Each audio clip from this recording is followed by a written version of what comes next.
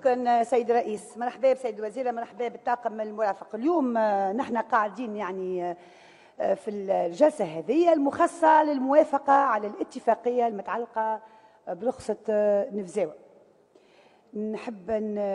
نحب الكلمة هذه إن شاء الله تقعد للتاريخ. نعمل فيه مسرحية نتاع الموافقة على اتفاقية، ما هوش الموافقة على اتفاقية.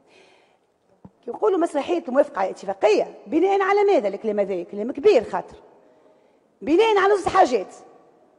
أول حاجة اللي تم تداوله داخل لجنة المحروقات، وثاني حاجة اللي تم تعديله في القانون المتعلق عدد 41 على ما اعتقد لسنة 2017 متعلق بالملائمة الفصل 13 مع الدستور، مع الفصل 13 مع مجلة المحروقات.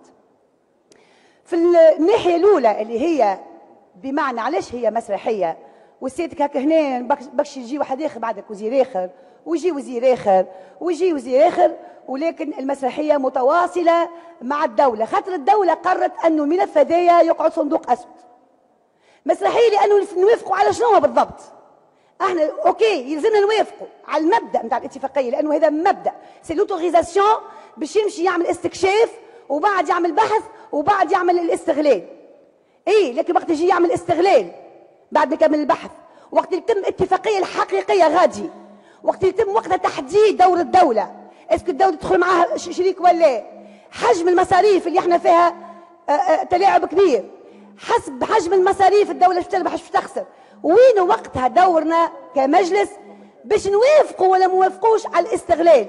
هذا تم التلاعب به في قانون اللي تم تنقيحه، اللي للاسف اختاروا في وقت صعيب للهيئه نتاع رقابه وتوسيط القوانين اللي كانت مبتوره، اختاروا الوقت معناتها متعمدين باش الهيئه بالكرام تاعها اللي هو الناقص، اللي هو فقط 4 اعضاء ويلزم ال4 يوافقوا، وتو نهار التاريخ يجبد معناتها يجبد مداولات هذه اللجنه وشكون العنصر اللي نحن نعرفوه مسبقا اللي كان للاسف شدد صحيح بطريقه معناتها بديهيه اللامشروعيه. لما حيثيه من حيثيات هذا القرار تقول صحيح الاتفاقيه تعدى على المجلس، اما هوكا عندكم من لجنه المحروقات من بعد تراقب. انا نسال سؤال بركه بسيط، اللي حتى سنه اولى حقوق يمشي يقرا مجله المحروقات الكل كما تم تنقيحها وتعديل يلقاش فصل يشير للجنه المحروقات او يعترف بلجنه المحروقات او يقول هاي لجنه المحروقات بتاع الطاقه، نقصد مش الجلسه الاستشاريه المحروقات تبع وزاره، لا نحكي على اللجنه اللي نص عليها الدستور اللي هي تنظر بموجب القانون في كل ما عنده علاقه بالعقود. بالاضافه الى ذلك انه حتى ولو كان عندنا لجنه كما تم اشاره لذلك في حيثيه من حيثيات القرار اللي باش يقعد التاريخ باش يكتب عليه معناتها مقالات، ونتصور ثم رجال قانون ثم ناس ناغره على البلاد وتقف عليه، بالاضافه الى عدم ذكر حتى ذكر مجرد ذكر اللجنه. وقت نحكيو على اتفاقيه نتاع استغلال او ملحق يجي من بعد، رانا نحكيو على جلسه عامه مش نحكيو على لجنه. معناتها منا ظاهر انه تآمر على هذا الشعب التونسي وعلى ثرواته وعلى انه يحكم عليه يقعد فقير ويقعد راعيه ماهوش مواطنين. هذايا التآمر هذا يجي نهار ونقفوا له حد. المهزله الثانيه اللي تخلي الجلسه هذه مسرحيه هي اللجنه التي تناولت هذه الاتفاقيات. اما لجنه تحترم روحها تجيها مشروع اتفاقيه تعدى على اطوار عده، تعدى على اللجنه الاستشاريه للمحروقات. اول عرض تم بتاريخ 27 عدد سمحني جلسه في جلسه الاستشاريه للمحروقات عدد 72 بتاريخ 2 مايو 2003. هذه الجلسه هذه وبحضر الجلسه هذه لجنه تحترم روحها تقول اعطوني يا الوزاره انتم جايين على الاتفاقيه مش ببوشه من برا مزينه ومن داخل فارغه.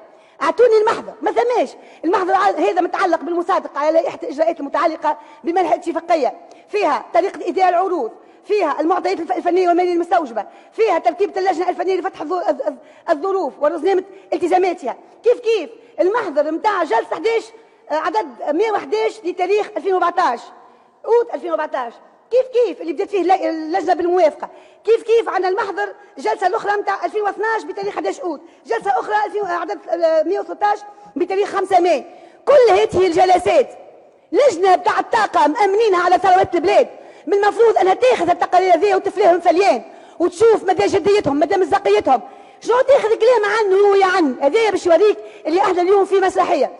الاكثر من هذايا واللي يوجع القلب اكثر انه تمت الموافقه على هذه الاتفاقيه قبل الموافقه المجلس عليه.